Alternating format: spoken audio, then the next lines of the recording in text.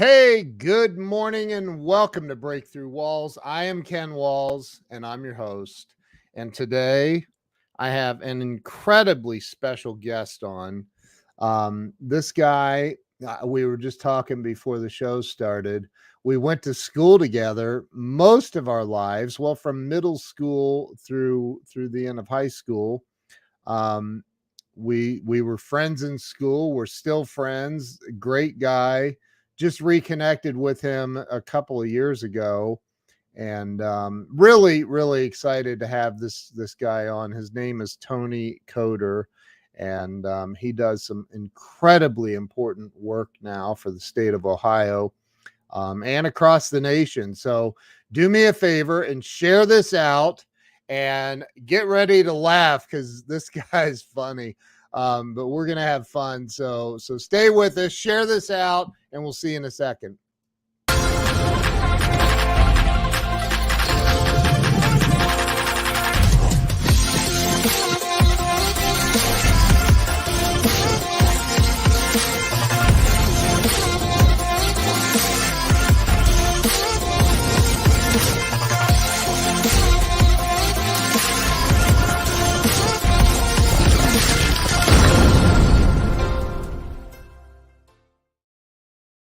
And we're back. Let me bring the inimitable Tony Coder to the stage.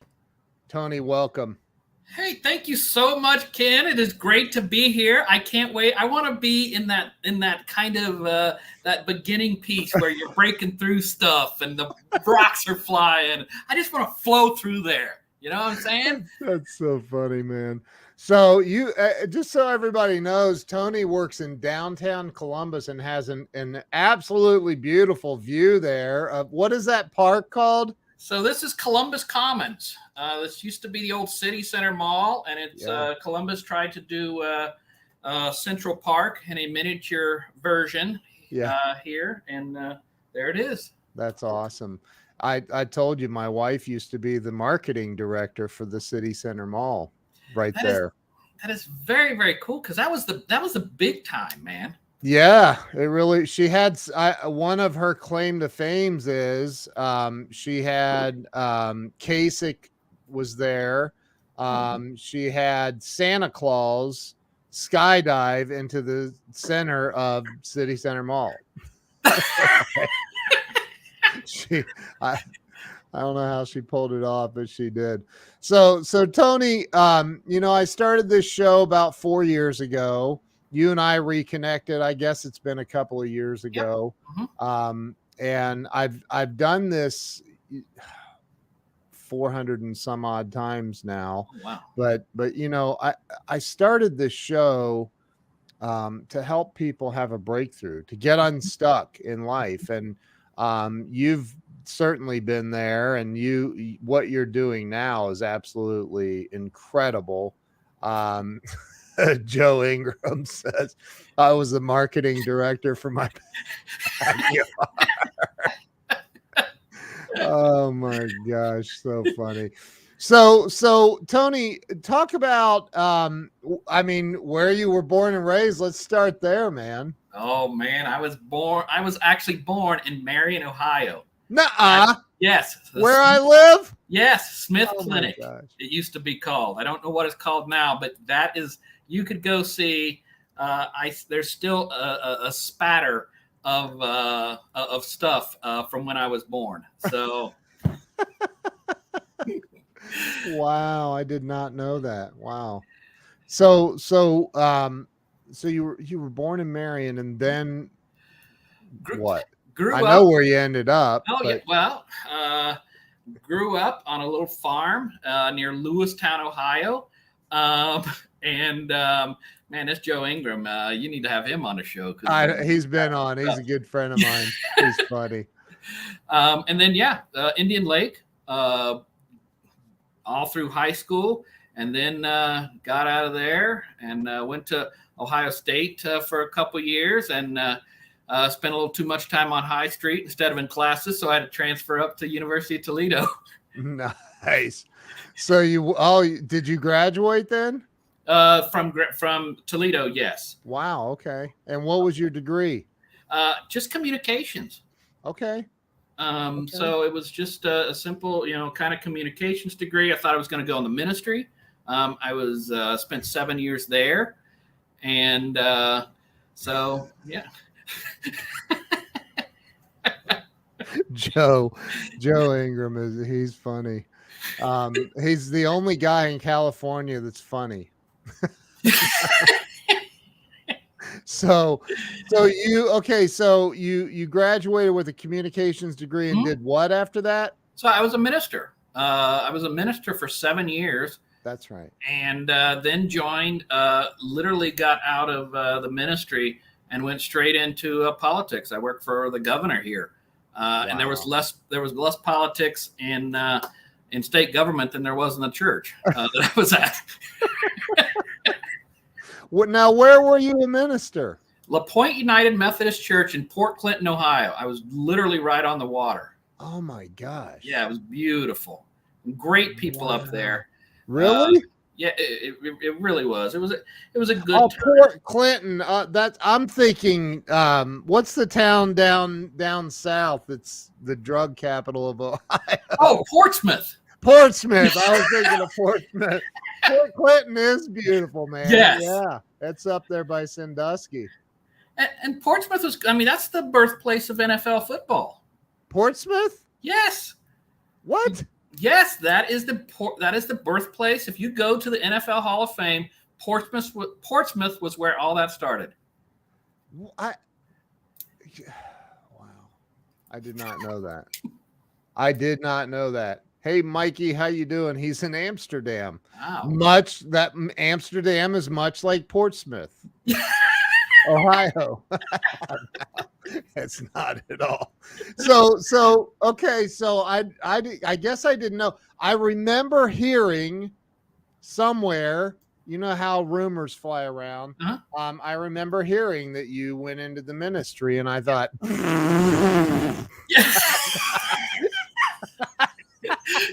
no, I'm kidding.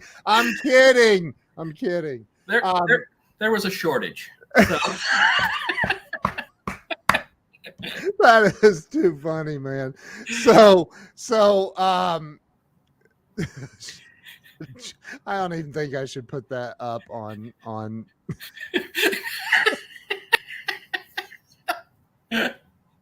We need to stop. Joe, we need to stop putting, because if you put his comments up on the screen, it just makes it worse. So you were in Port Clinton, which Yep. it's beautiful. We go up there. We go out to Put-in Bay all the time. Oh, yeah. Yeah, it's nice out there. So 7 years in, you decided to leave the ministry. Yeah, it was just as much as I felt called into the ministry, I felt called out of it. And I had, 2 little kids at the time. My first wife, and that was not going well, and literally quit without another job, and just left. I love the people. It was just again, there was something in there where it was the church.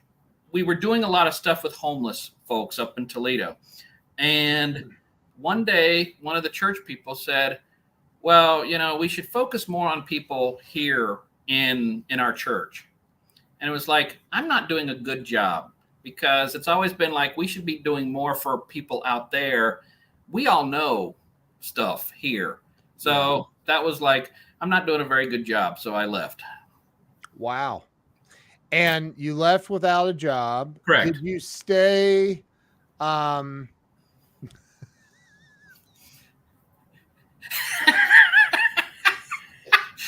He needs to be our guy. Oh my God. He's my audience, Ed McMahon. So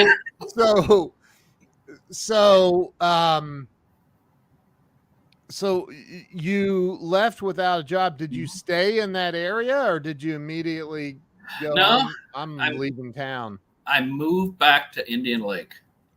Where the front door. Yeah. What? Indian Lake. Because I had nothing. Wow. When I was a minister, I was full-time minister, but I was getting paid $16,000 a year. That's not the. So you were rolling.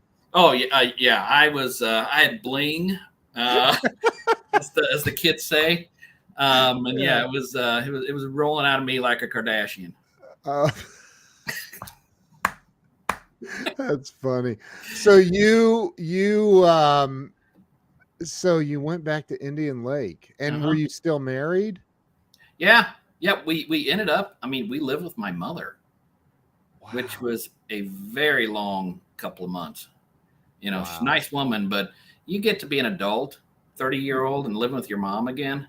Yeah. Man, you gotta suck it up. No bueno. No bueno. So you were living with mom Yep. at 30 Mhm. with your wife Yep. and your 2 kids. Correct. Yes. Wow. Yep. And were people going, "Hey Tony, you might want to get a job"? Yes. My mother was like, you're damn near 35, son. It's Yeah. time to do something. What are you doing? So what'd you do? What did you do? I mean, because I grew up at Indian Lake as well, and nothing against Indian Lake. Well, no, but we won't even go there. But anyway, there's not a lot of let's just say executive level opportunities in Indian Lake, Ohio. Correct. If you live at Indian Lake, you're either a drug addict or you work at Honda or both. Or the roll arena. I wanted to wax the little the skates. That was my goal. God. Oh, that look, Joseph.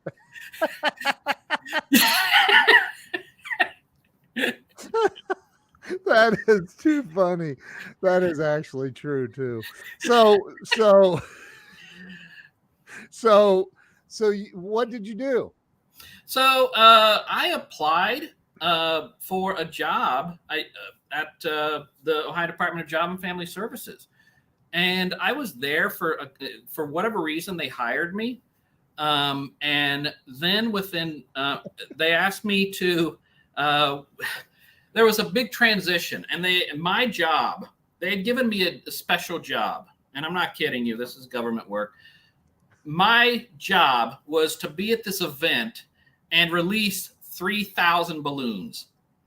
Oh my God. So I was over at COSI, and I had 3,000 balloons set up, and I screwed that up because about the time I was ready to release these things, and it was kind of a hot summer day, the sprinklers went off, and they were full of helium. So when you get helium balloons wet, they tend to sink. They do? Yeah. So they wouldn't go off.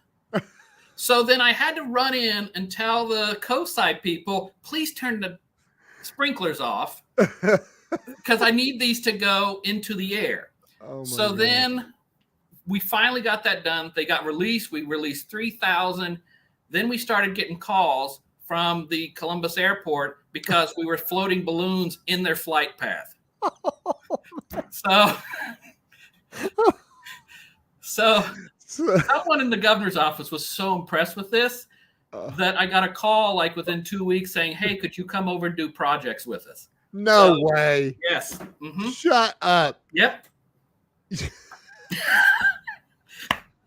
They're like, you almost caused some planes to crash. Could you come and work for us? We'd like to.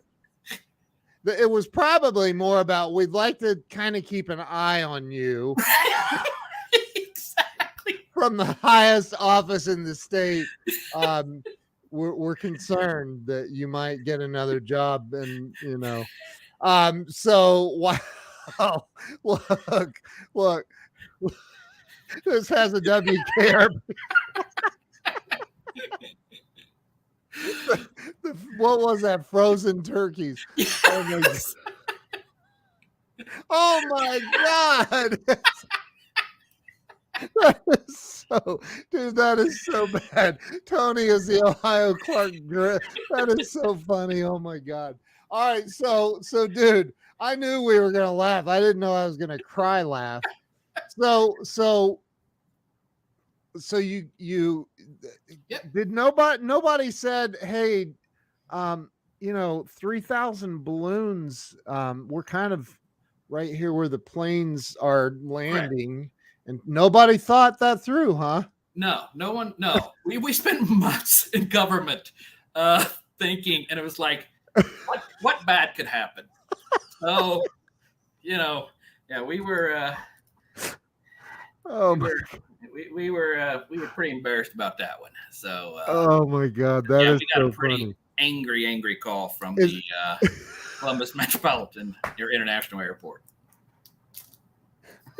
oh my God, you got the FAA involved, everybody. Oh my God, that is so funny. So you was that the only job you ever had with that department? So my original job was working with folks who had problems with JFS, which was everybody. JFS had Medicaid, food stamps, unemployment, child welfare. Um,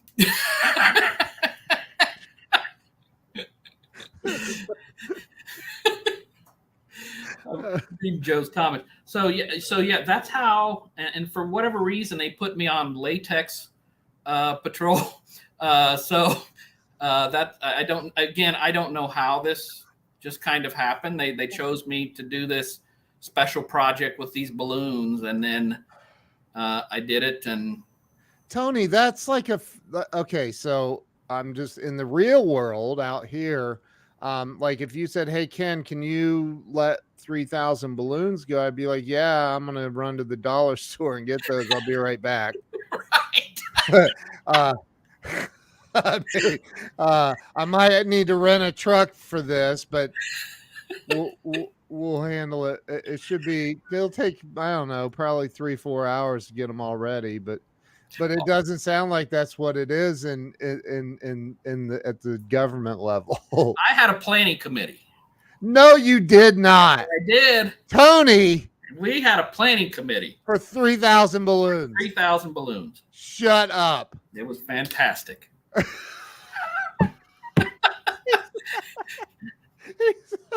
Oh, look, he's.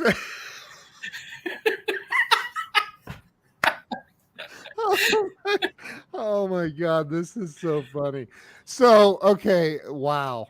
You had a planning committee. I'd be like, I'm talking to my wife. Hey, I got to get 3,000 balloons. Where do I get those? I go down to the dollar store. They have them, and how much are they? Should we have a meeting about the budget? They're $1. They're $1.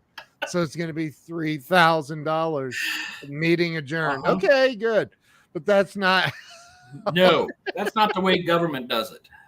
Oh my God. We got a committee. We got a committee. That is so funny. Yes. Nobody thought of sprinklers or aviation in our planning committee. Did you walk in and go, "You're all fired"? It was Like, oh my God. So, all right. So the governor calls you. Was it the governor or the governor's office? So it was the governor's office, and they said, "Hey, Tony, we would like for you to interview over here for this gig and special projects. You handled that special project well. So I guess if a plane didn't go down, we handled it well." And ended up meeting with actually First Lady Hope Taft and her all the way staff. back to Taft. Yeah. Mm-hmm. Wow. And phenomenal people. I know that they're really, really great people. And I remember had an interview with Mrs. Taft and the chief of staff at the time, and I walked out of there and called my wife at the time and said, I this is not every day, but I was the biggest a-hole in front of the First Lady. Not everybody can say that. What? It was the worst interview I've ever done in my life. No. But they liked my honesty. How? Governor thought you were. Okay, so tell us how you were yeah. So he was getting hammered pretty hard on some subject, and we talked about how I would handle some of these things if we were out in public, and I made a joke of my God, I wouldn't want your husband's job. Why would I was 35 or why would I answer that question? I don't want his job. And her response back to me was, well, he wouldn't want yours either, but it has to be done. And so but it was just the strangest interview. And again, I walked right downstairs, and I was had a little flip phone back at the time. Yeah. And I just made an a-hole in front of myself in front of the First Lady of Ohio. So and they still hired you? The chief of staff told me later that she really appreciated my honesty, and that for what I guess some answer gave her that I could actually do the job. And it was supposed to be a 6-month gig, and it turned into a 6-year gig. Oh my God! Until the end of the term. So at the end of that's interesting, because as I told you, my wife, there she is. Look, she was at the fair when Taft was in office. So and that's a state job. Her position was as marketing director. Hold needs air quotes. So you guys were working at the same time. That's crazy. We probably met at some point because the governor always stayed the night in the fairs. Oh yeah. I bet. So, she made arrangements. She has stories about, like, Newt Gingrich was here, and she gave him a tour of the fair and on a golf cart and all that. And that's awesome. She knew all those people. So you got the job. You start. What are some of the projects you do for special projects for the governor's office? That sounds. So it was a lot of drug and alcohol, work. Maybe that's why they thought. Yeah, this guy's really. Yeah, it was a lot of drug and alcohol work that I did. Like doing what? Helping communities figure out drug policy stuff, and with their projects. For one summer, I spent the entire summer. Mrs. Taft wanted to build 25 habitat houses in a summer, and so I was just doing like habitat houses. So basically, I would be under the First Lady trying to catch her in case she fell off a roof or something, because she would literally get up on roofs. And yeah. What? Yes. She had a little tool belt and all that. Wow. Joe, remember the honest a-hole that everyone talked about? That was Tony. That's so funny. So she said yes. I think she's referring to him spending the night there at the fair. So that's interesting. So because we're going to get to what you're doing now for the state, which is unbelievable. And I do want to talk about. I didn't ask you if I could talk about it, but we're going to. Yeah. But she worked with Madeline Cohen. Okay. Oh, Mardell. Do you know who that is? Yes, I do. Is that a boy or a girl? From what I remember, it was a female, but So that was a male. I don't know. Yeah. You're like, I know the name. So at the end of this, you'll find out. Yes. Oh my God. Oh, that is so funny. So, and Debbie is a local, she's down in Chillicothe. So, awesome. She's awesome. She's awesome too. So yes, I guess that was a female. So, you talk about like some of the like the changing of the guard. That's always fun.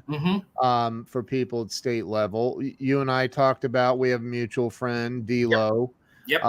that I've talked to him about it because BCI, he was with BCI for a long time, and the change of the guard, man, that's always interesting. So what happens to your job, your position, when the governor changes? So what they did was they sent me back in November, and we were out in January. They sent me back to Job and Family Services, Oh, and geez. to go look for jobs, because we all knew that once it was over, and Taft was a Republican and Strickland, the incoming governor, was a Democrat. So it's time to look for a job. And for whatever reason, I'm doing my work, and the new administration comes in, and every day you're like, oh, I'm going to get fired today. And at that point, I was divorced and had two little kids, two little boys, and was a single dad by myself, and raising them. And it was so every day it was kind of fearful, and you're reaching out to a lot of folks.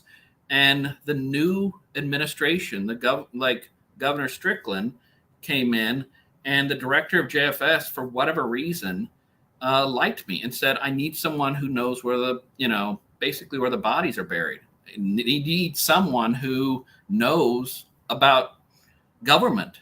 Wow. The Democrats had not held office in 16 years.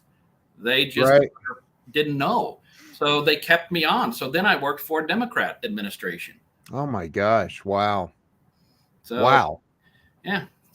See what getting you should change this. Being an a-hole with Ken Walls. Yeah, right. So wow. And then how long was Strickland in? For 4 years. 4 years. Okay. And then who was after that? Kasich. Was it Kasich? Yep. Okay. And you stayed on with Kasich? For a couple of months. Oh. And then I was offered a position outside of that. I really state government is taxing. For all the stuff they take. It's a taxing job because you have to stay in a little teeny box. There's no creativity. You're kind of watching every word. Every email that you ever send, could be on the front page of the Dispatch or whatever newspaper. So you really have to, be very mindful of everything that you send out. Yeah. This is actually the chief of staff for Hope had taken over an organization, and she asked me to come back. So I was like, all right, we'll do this. Wow. So yeah, she's a phenomenal lady. Her name's Marcy, and she's just absolutely, quite frankly, the one person who believed in me more than anybody else and completely changed my career path. So where did you end up going? So it was a place called Drug Free Action Alliance where we did drug prevention.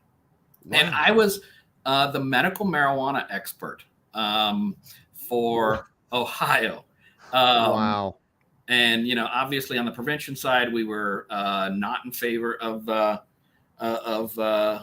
marijuana legalization. But yeah, I never used it, but every time I got introduced, it was always Tony Cotter knows more about marijuana than anybody. And it's like, it's not. You're like, I really don't like that label, y'all. All right. Like, it comes with some negative connotations here. So, and you'd always have to start with a joke of, oh, I brought the brownies in the back or something like that. So at least get people, that we're not just going to talk about weed. Look, Debbie said, oh, clearly Joe isn't watching. He's probably sitting there typing a book. So you went into this new position. So what? Okay, so why do they need a medical marijuana expert? What's like? It was about the policy. Folks who use medical marijuana, God bless you. Do what you need to do. It's the policies that kind of surround that. So the potency. Right now we have 100% THC, and we know that does not help folks who have psychic, issues with mental health, earlier onsets of schizophrenia and psychosis. So, it's more about making sure that it's done in a reasonable way, as opposed to just kind of releasing it. And because it's not an FDA approved drug, so there's not a whole lot of rules around it. So that's why they needed that. Got you. So that was when Kasich was in. Now he served 2 terms, Correct. right? Yeah. Mm-hmm. So did you ever go back to work at the governor's level No. with Kasich? No. No. Okay. I did go on a national level and worked with a group founded by Congressman Patrick Kennedy. So Ted Kennedy's kid. Wow. Yeah. So in Columbus, or did you go to DC? I went. It was a remote position. I went all across the country. So it was. I would go to DC once a month for a week, and then a lot of times I spent all over the country doing different things. My gosh! Wow, good for you, man. Yeah. So, but you did you live in the Columbus area? Yep. Or, Mm-hmm. Okay. Yep. So where did things go from there for you, Tony? So, I feel like I should be calling you Mr. Coder. Oh my God, please. That's my dad. I'll call you Mr. Walls, or Kenny Boy, or whatever I called you. Yeah. K-Dog. K-Dog. That'd be cool. That's why I should call you K-Dog. Yeah. No, you shouldn't. So no, you shouldn't do that.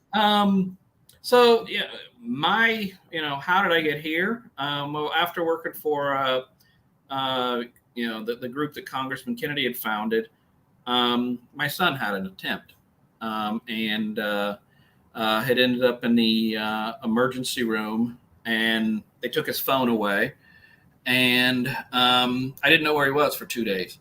Had a what? He had a what? Suicide attempt. So he sat in an emergency room for 2 days. They couldn't find any place for him to be. And then I remember it was a Saturday morning in December. He calls me and he's like, "Hey, Dad." It was 8 in the morning. "Hey, Dad, I've been in the hospital, and now I'm in a mental health facility because, I wanted to take my own life." And I was like, what are you talking about? And going through that with him, wow. It was, we have to change the way that folks with mental illness are treated in this country. So that's my purpose now. And especially for those who have suffered a suicide loss or have struggled with suicidality. I mean, the stigma around that is just, so great. So if that's what that's what we're trying to do here now. Wow, man. I did not know that. So how old was your son when he attempted that? 20. So he's 27 now. So he's 22. So, wow, that is scary. Mm-hmm. I can't, like Debbie says, can't even imagine.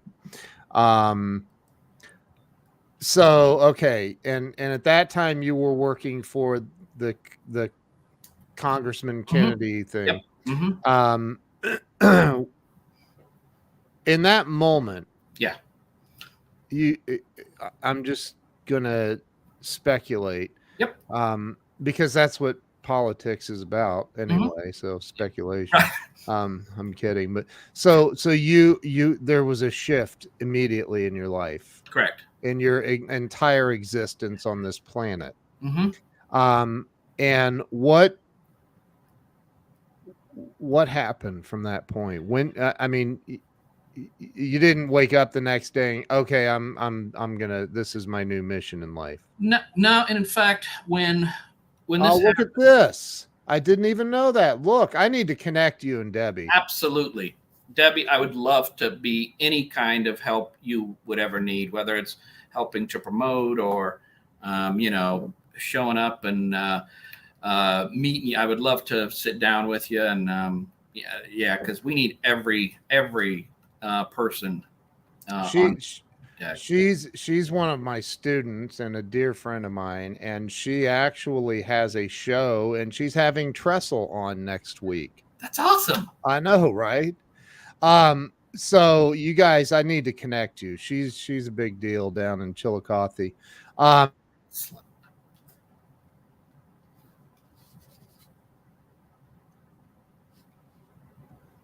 Whoa, are you there? Yep, I'm here. I'm sorry, my internet just decided to hiccup. I think the government stopped us after hearing all this. Right? Bastards, stop it now.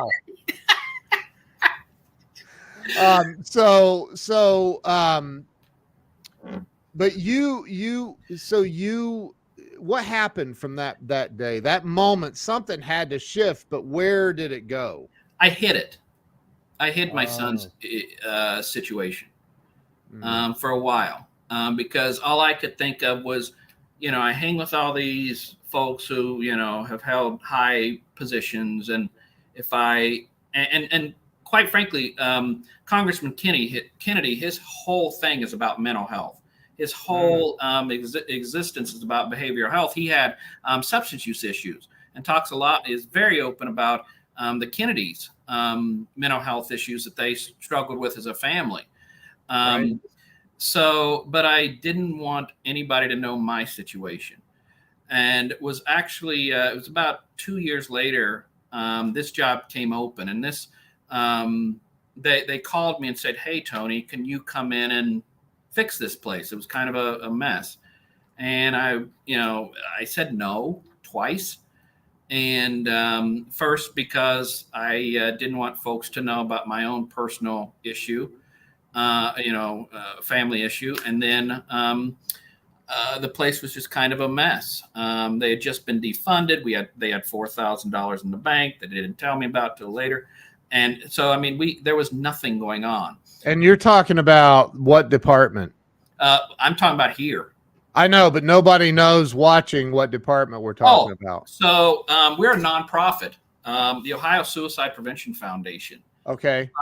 So yeah, we're a nonprofit, and then so I turned it down twice. The guy who offered it to me came back and said, "Tony, we really need you to take this."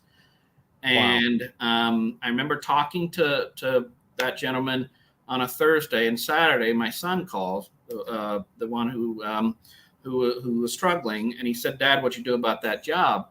I said, "Oh my God, it's a big lift, and I don't want your stuff out there because I never want to hurt you." And he said, "Dad, would you do it for me and kids like me?" So that's why I'm here. Oh my God. Yeah. Wow, dude. Wow. So okay, that just choked me up. So I don't even know what to say. So you obviously you said, "All right, this is where the universe or God or what is pushing me here." Absolutely. So you called your guy back and said, "All right, I'm in." Immediately after talking with my son, I called him and said, "Terry, I'll do this for you." Wow. And talk about what, because you and I talked about at the beginning of the pandemic, because I've brought this up. I don't even know how many times on live streams I've said a buddy of mine runs the Ohio Suicide Prevention Hotline, or I don't know what it's called, but you said that your call rates went up dramatically. Yes. So did suicide. Actually, like people actually doing it worldwide. And we're seeing a spike right now, Ken, that I mean, it's just really quite frightening to us. Really? Yeah, in 2022, yeah. The first 3 or 4 months have been really, in some counties, it's been really, really.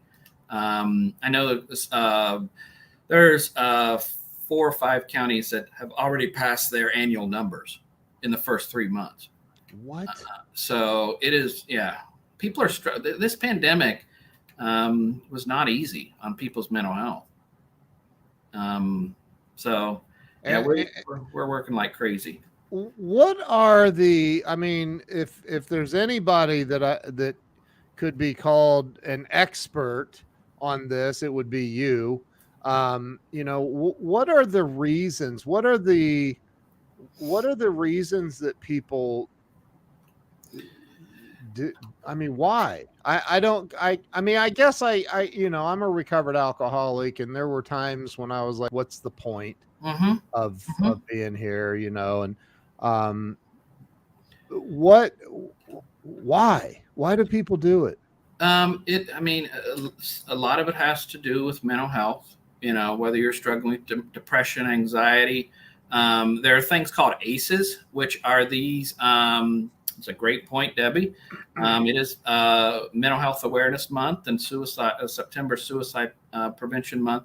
But it's that there's these things called ACEs, which are these childhood traumas. And they know that if you have 3 more ACEs, and ACEs are things like divorce or child, neglect or abuse or even, these things. Actually, your wife has a great point. The number one cause of death, and we're seeing it more and more. It's not a large number, thank God, yet, but it's still the number one cause of death for kids ages 10 to 14 is suicide. Oh, 10-year-olds. And I go to a number of funerals, and to see those little children oh my in God. in a box they shouldn't be in is just heartbreaking.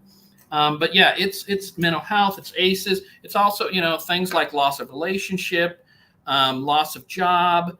These it's kind of that perfect storm where everything. And they also the thing that kind of is fascinating to me is there's such a burdensome. They can, folks can almost talk themselves into, I am such a burden to others that they are better off without me here. So it's it's kind of a perfect storm of everything happening. In kids, it's a little more, there's obviously mental health, but they can be more impulsive in their actions. So yeah. Do you think, I've heard all these things about our kids in some of these video games and how they're desensitized to death, like it's almost like a video game to them. Mm-hmm. Do you think that has any bearing on some of this? I do think phones do, or social media, because I mean, when you and I were kids, Ken, if we got bullied or picked on or whatever, we went home at 3 o'clock or 2:30 or whenever Indian Lake Middle School let out. Yeah. And now it's 24/7. I went to a funeral of a young man who, was just bullied constantly. 15 years old, was bullied, could not get away from that cycle, and he never told his mom. But the school kept saying, well, nobody wants to eat with your son at lunch, so he has to go eat lunch in the band room. I mean, that's how bad things were for this kid. And then he, on his Instagram, posted if anybody, I'm going to give people 30 minutes. If anybody cares about me, then let me know, or I'm going to end my life. And no one in 30 minutes said they cared about him. So, he's no longer here. So it's a for kids, it's a rough way. Yeah. Phones are to me, that's an issue. There's no connectedness. When we would chat about things and kind of, be able to laugh it up or, but these, all you do is text and things. Yeah. So what, in your opinion, what can we do? let me share my opinion about Okay. it. I for the longest time, and I'm not a religious guy. I'm a spiritual guy for Mhm. sure. But for the longest time, I've said, and a lot of people say, we need God back in our kids' lives. We Mhm. need God back in the hearts of people, Mhm. right? Like Mhm. not, and I'm not talking about necessarily going to church, but hey, why not? Mhm. Or whatever it is. But what do you think the greatest thing is? This is your opinion. It Mhm. doesn't have to be based in science. But what is the number one thing we can do to prevent suicide? I mean, yeah. Talk about it. Ask literally if you see somebody who's not acting right, who who kind of is withdrawn from your friends, has maybe been moody. Just ask them how you doing, and being ready to say, okay, I'm with you here. We're gonna, we're either gonna get you help or we're gonna talk about it. Just letting them know that they're not alone. The stigma around suicide, especially among men, is really, really great. And I work with the Cincinnati Reds on getting messages out to men, and it's funny. The men have told us, don't talk to me or don't put it in a pamphlet where I can look at it. Yeah. So instead, we have in every men's bathroom in Red Stadium a message about, if you need help, contact this number. So that as they're sitting there and no one's looking at them and no one's, seeing what they're doing, they could take a quick picture. And men have said that is much more helpful than actually, having a pamphlet or something they're going to have to pick up. Sure. Sure. And that's one stadium. Mm-hmm. Are you doing anything with like Ohio State or So, well, Ryan Day's dad took his life. Coach Day's dad. wow. So he's been really, really open and honest about Harry Miller, and has been helpful there. So he's been a great champion for us for suicide prevention and mental health.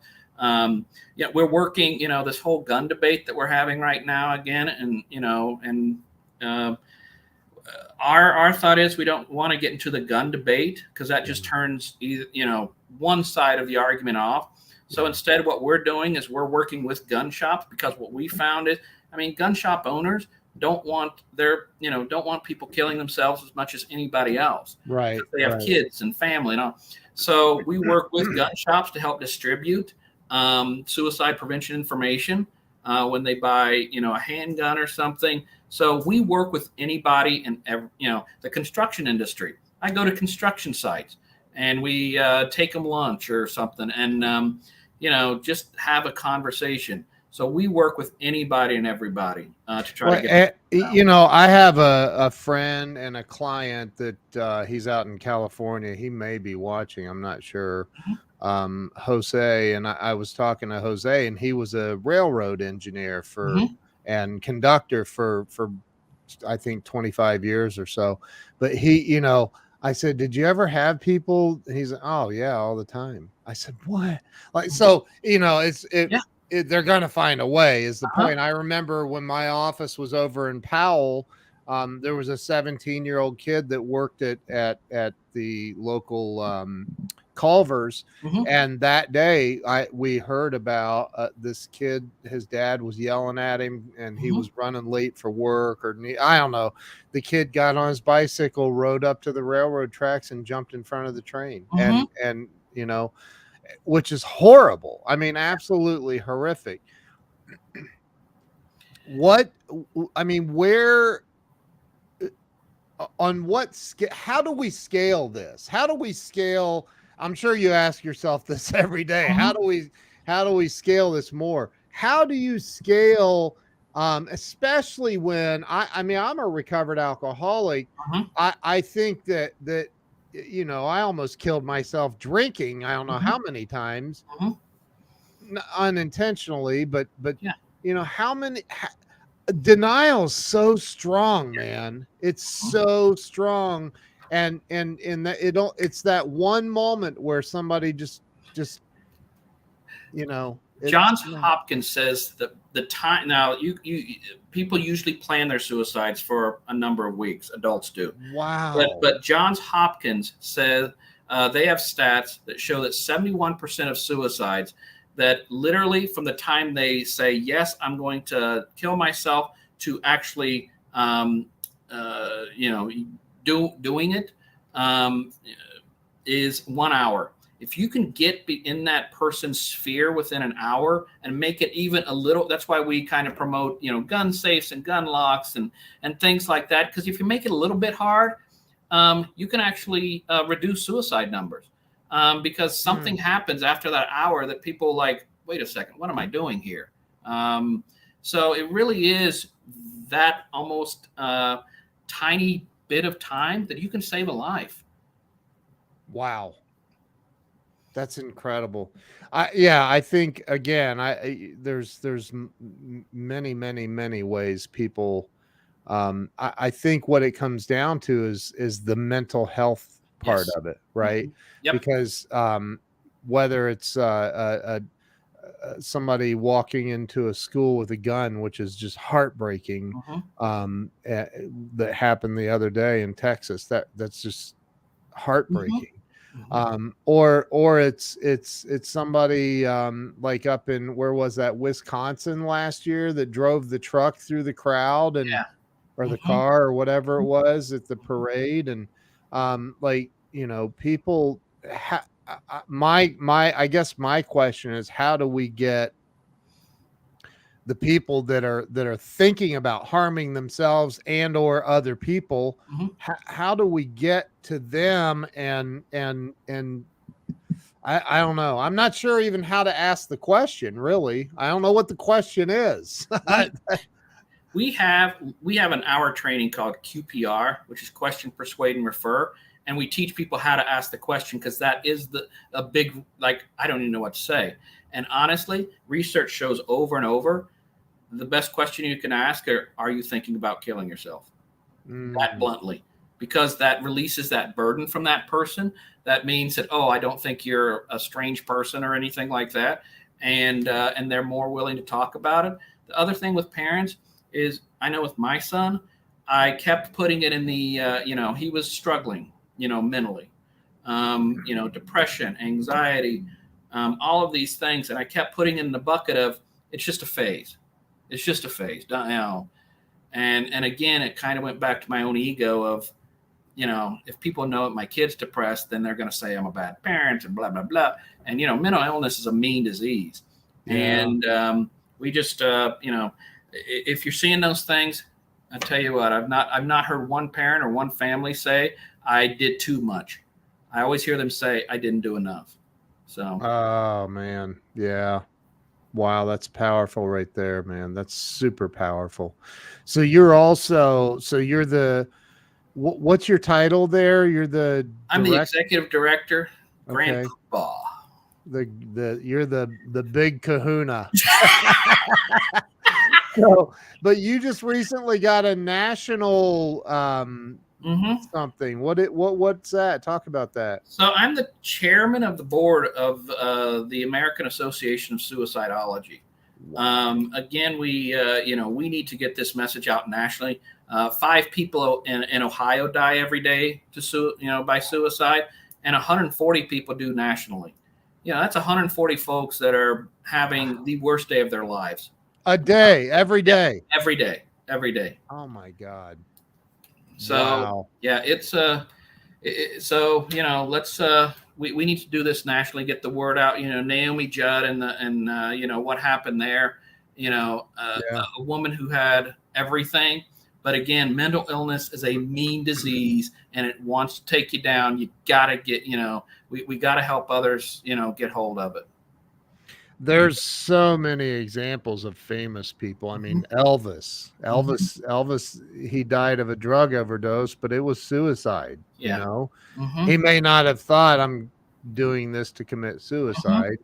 And there's so many, you and I chatted about this the other day. There's so many people that die of alcoholism Yep. every single day. Mhm. That's suicide by alcohol Yep. and drugs and everything else. And, you look at, I have a friend out in Beverly Hills that he has a show, Mhm. a rock and roll show. It's called 27. It's Janis Joplin and all the famous people that died at 27 Oh, years wow. old.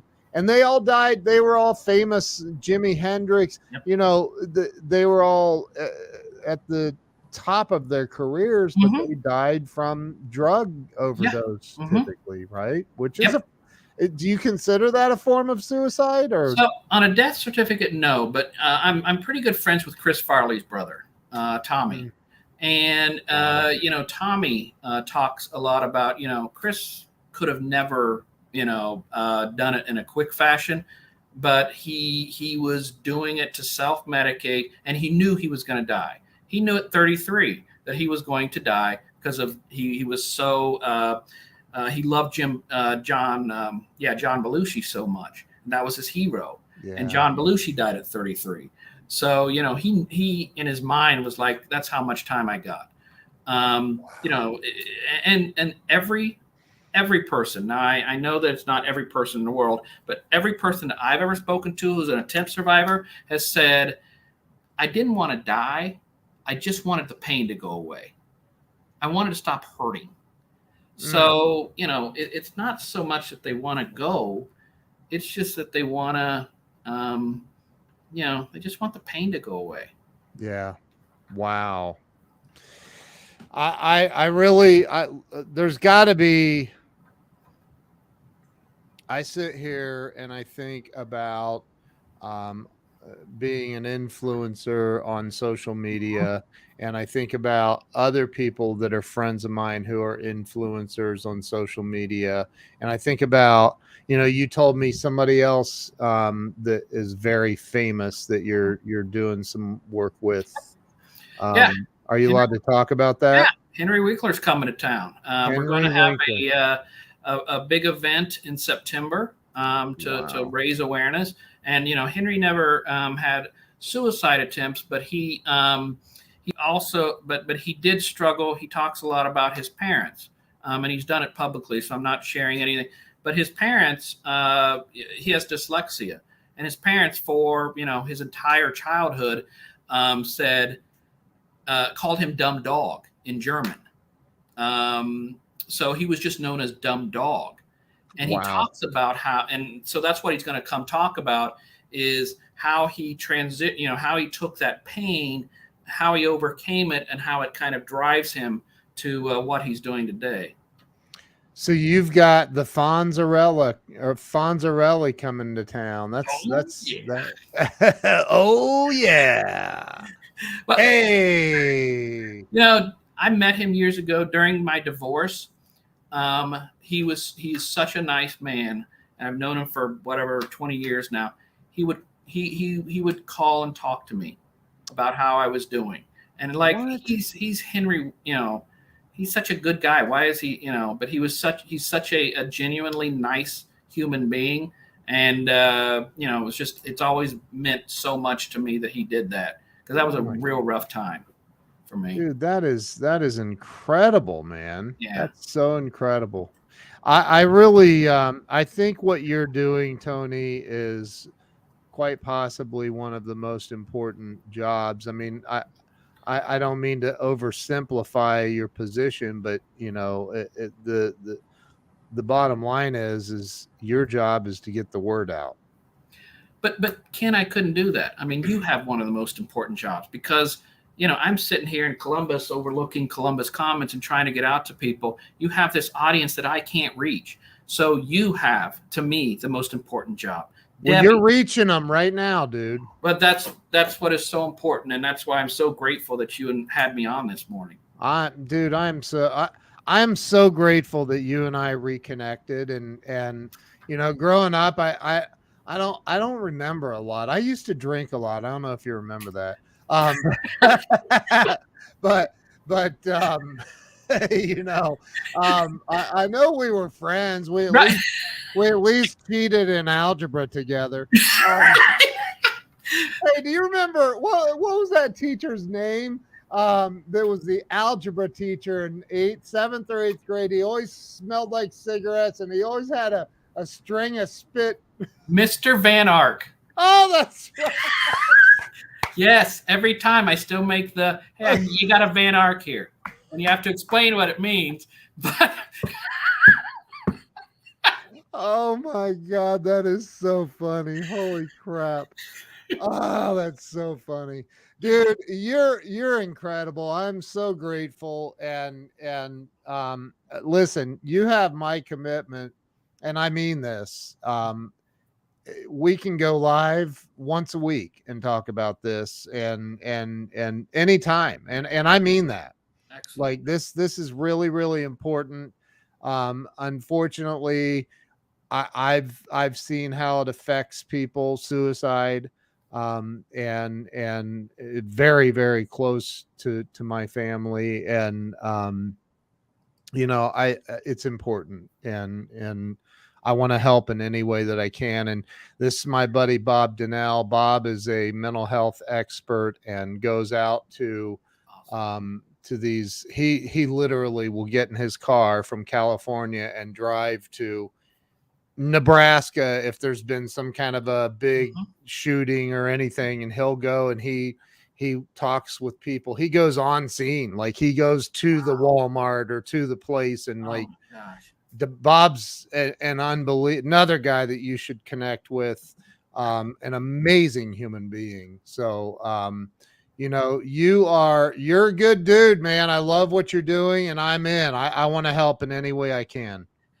Latex to suicide. It's a path of least resistance.